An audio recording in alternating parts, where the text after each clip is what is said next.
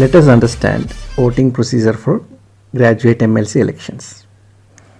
Step 1, enrollment. Enrolling yourself as a voter. Step 2, approval or rejection. If approved, you will be eligible to cast your vote in graduate MLC elections. Step 3, please remember to carry necessary ID proof to the polling station to cast your vote. Step 4, vote for genuine candidate. Ballot papers for teacher and graduate MLC elections. The election to graduates and teachers constituencies will be held simultaneously and a common polling station will be set up for both the elections. You need to remember ballot papers for the graduates constituency elections will be printed on white color paper and ballot paper for the teacher constituency elections will be printed on pink color paper. The signatures or thumb impressions of the voters can be made on ballot paper to voter for a counterfoil.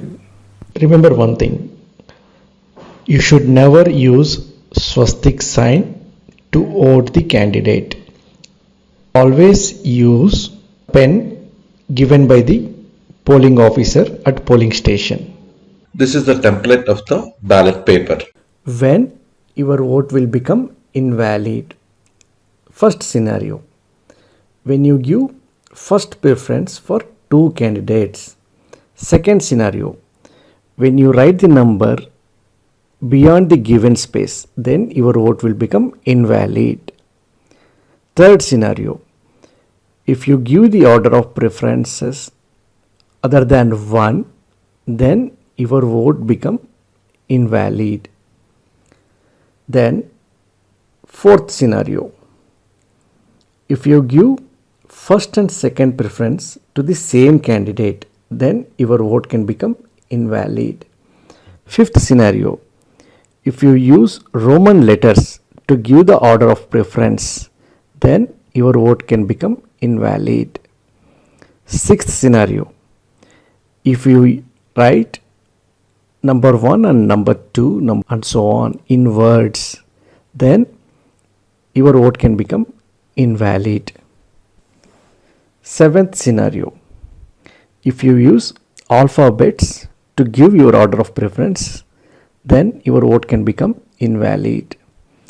Eighth scenario, if you use right or wrong signs to give your order of preference, then your vote can become invalid. And ninth scenario, if you use thumb impression to give order of preference, then your vote can become invalid.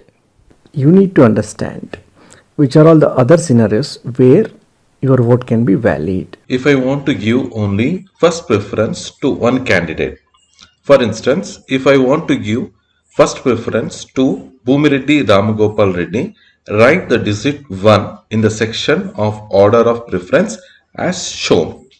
If I want to give two preferences to two different candidates, give the preferences 1 and 2 as shown. Similarly, if we want to give 3 preferences for 3 different candidates, then follow this procedure. You are also allowed to give preferences to all the candidates and give the order of preferences as shown. Be the responsible citizen of India, register vote online and vote the right person. Thanks for watching the video. If you feel this content is useful, kindly like, share and subscribe.